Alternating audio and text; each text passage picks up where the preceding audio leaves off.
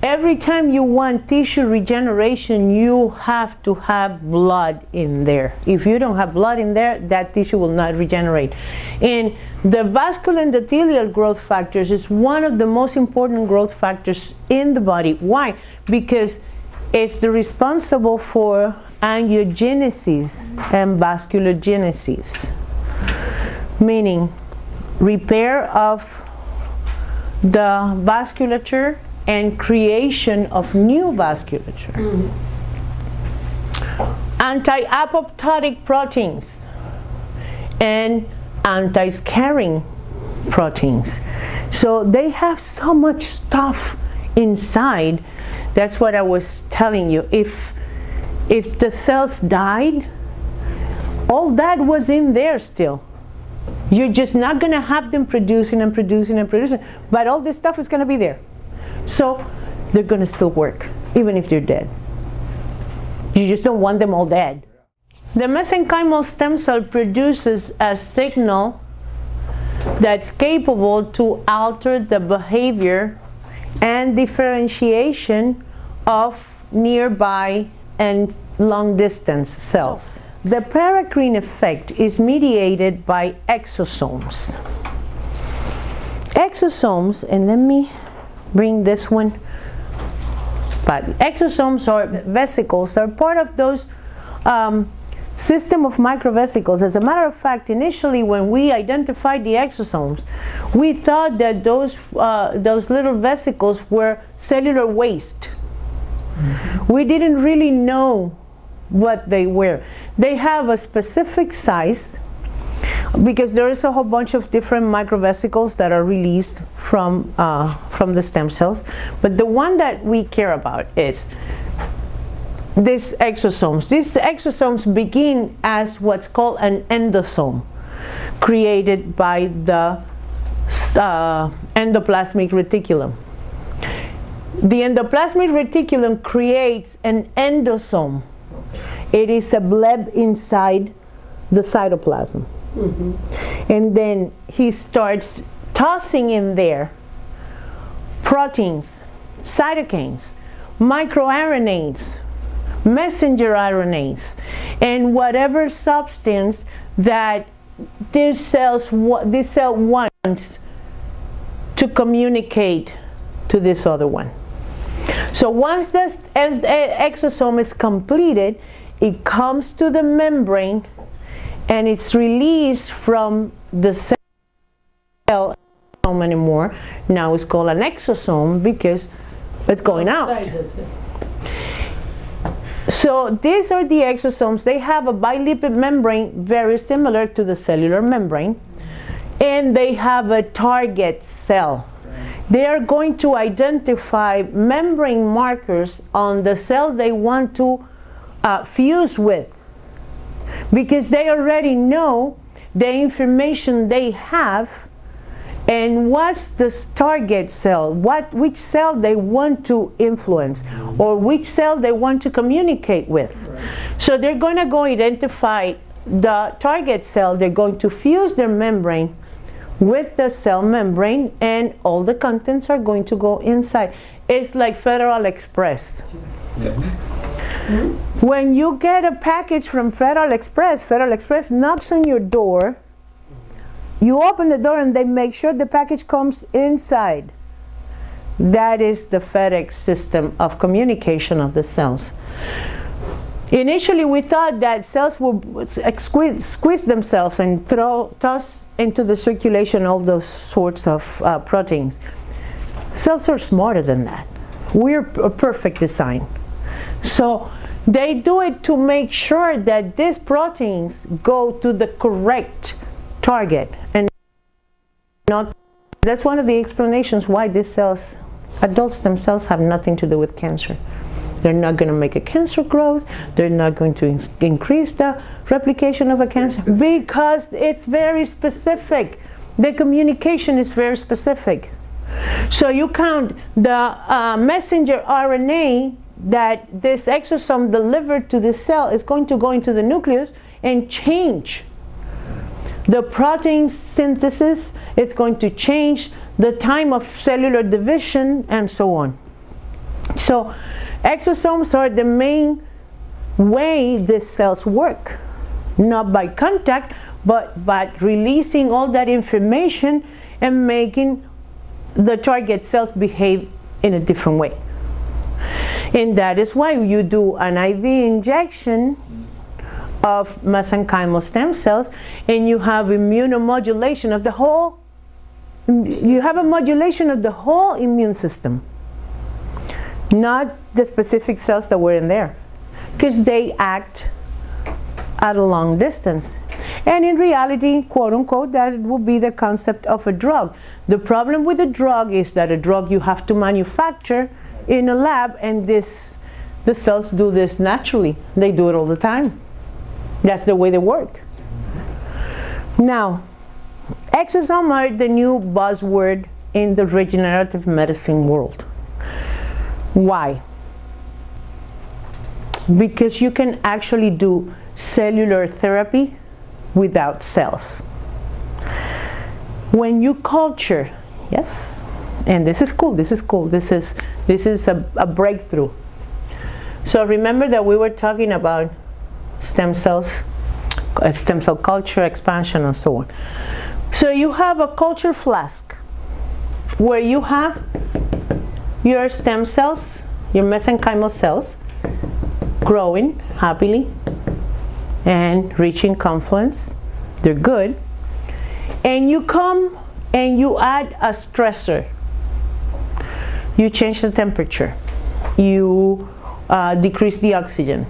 You put highly concentrated sugar in there. There are many ways of stressing a culture. You create a stress situation.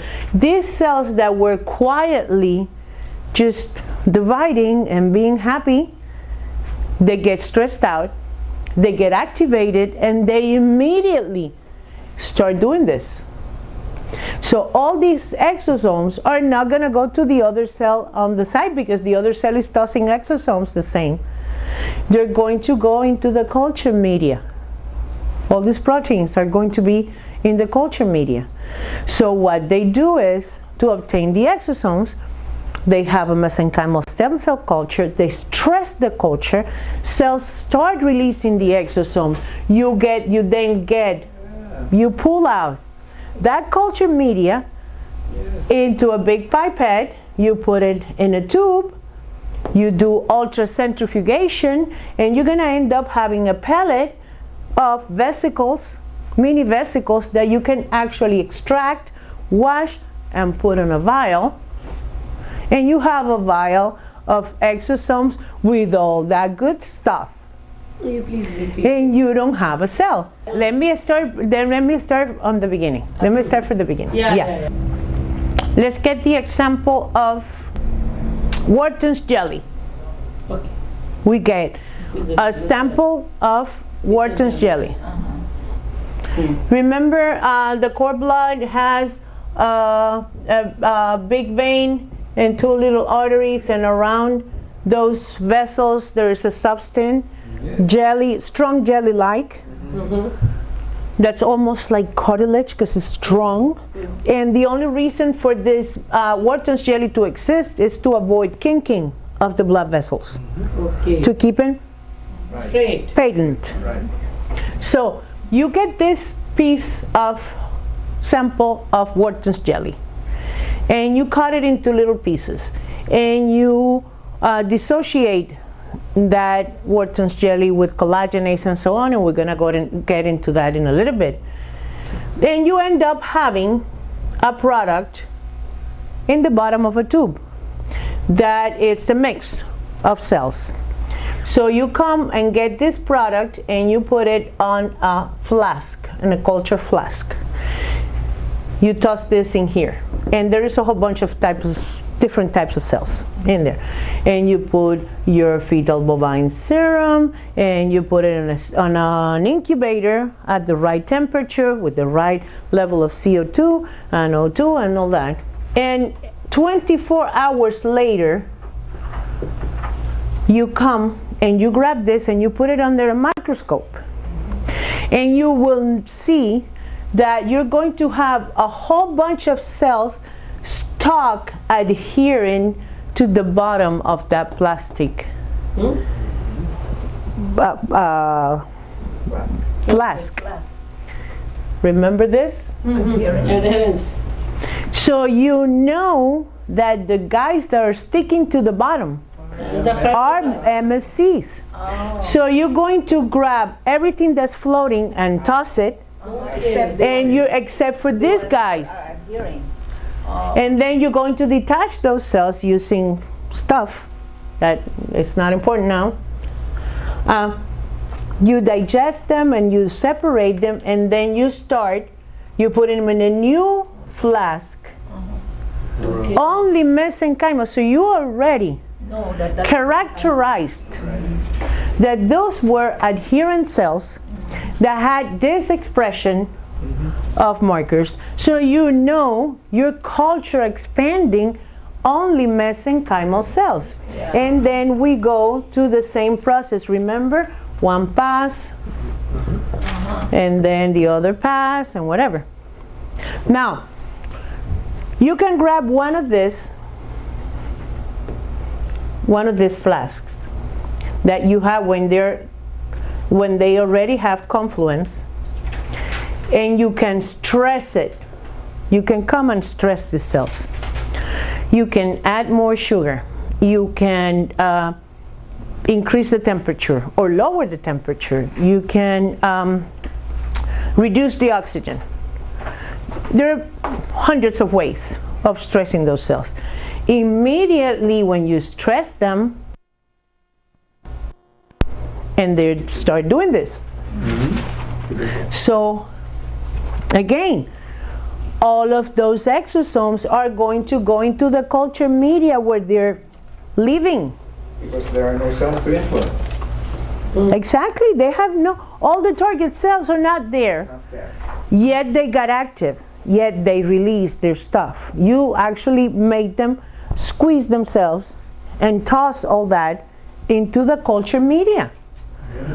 So now you come and get that culture media, you spin it, and you have pure exosomes in there. So those exosomes you can use as a standalone treatment, or you can use it as a part of a protocol where you use adult cells first and then you give them a booster with exosomes, and you can actually play around with it. Because now you have a product that has no cells on it, but it has all the proteins that are nonetheless influence the other cells. So exosomes are a great thing, and now they're being produced as an actual vial that comes frozen, again, because you don't want the protein to denaturalize. You don't have to have it at -80 because it's only proteins. But if you don't want the proteins to denaturalize, then you have to have them. You have to freeze them. Now, they will survive just as long as you have them frozen. Yeah. They have a very long shelf life. And you can always use them, like I said, as a standalone. They'll always be fresh because they're proteins. They're not going to die on you. And you can add, say, you have an elderly person that you did an SVF, you did a fat extraction, you process, you have an SVF sample. You know that these cells, they're good, but they're old. Right. So you can actually combine that sample with young cells exosomes, and you're going to have a richer product to give your patient.